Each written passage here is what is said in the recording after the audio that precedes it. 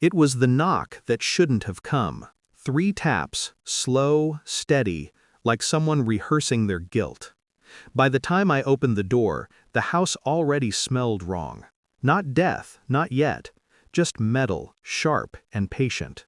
She was on the floor, half turned toward the hallway, eyes open as if waiting for one more apology that never came. The clock on the mantelpiece kept ticking, mocking the silence. His shoes were still by the door, his coat still hanging. But the gloves, gone. The neighbors would later say they heard nothing, no scream, no struggle, not even the sound of mercy.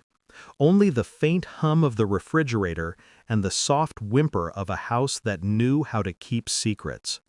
I stood there, frozen, not from fear, but recognition.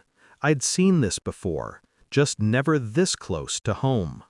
The police did their job, measured, procedural, detached. But grief doesn't follow procedure. It lingers in fingerprints they never dust for. I watched them catalog her life into numbered evidence bags, a wedding ring, a cracked phone, a photograph of a man smiling beside her, him, her husband. He was out of town, or so his story went.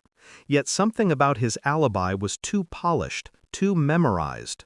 The timestamps didn't fit. The call logs skipped minutes that shouldn't have been missing. And when I replayed the voicemail she left me hours before she died, there was another sound beneath her voice, faint, rhythmic, a clock.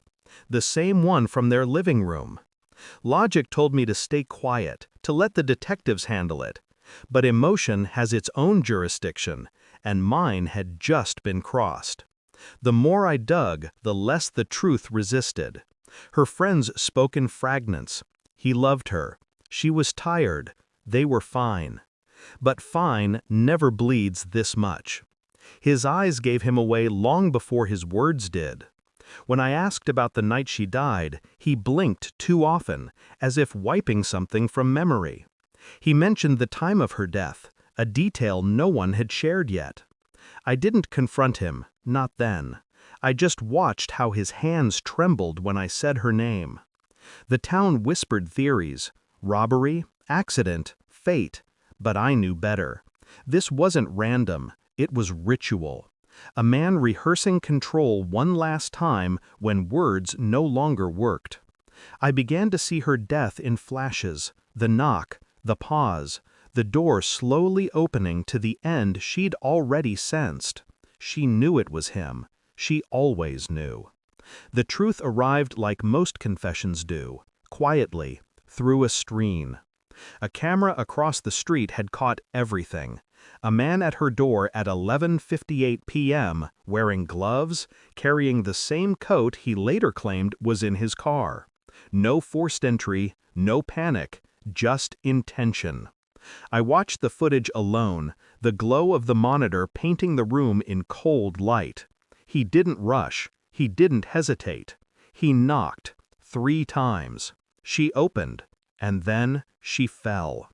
It wasn't rage that killed her. It was calmness, the kind only guilt can teach. When the recording ended, I didn't scream. I just sat there, counting the seconds between the last knock and the silence that followed. 5 seconds.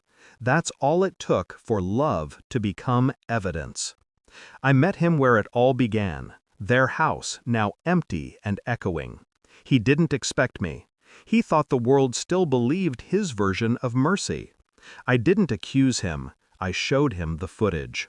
No threats, no shouting, just truth, raw and undeniable.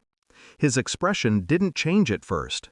Then the corners of his mouth trembled, not in fear, but in resignation. He asked if I'd tell the police. I said I already had. He nodded once, as if relieved. Control had always been his addiction, and now even that was gone. When they came for him, he didn't resist. He looked at me only once, and in that single glance I saw it. Not guilt, not sorrow, just the hollow acceptance of a man who finally met the mirror he'd been avoiding. The house stands empty now. The clock still ticks. They'll sell it soon, Strip it of its memories, repaint the walls until the blood is just a rumor. People say justice was served. I don't believe in that word anymore. Justice isn't balance, it's the sound left behind after truth breaks. I still hear it sometimes, late at night, 3 knocks, soft and deliberate, echoing through my mind like unfinished business. I don't open the door anymore. Some ghosts prefer to stay outside.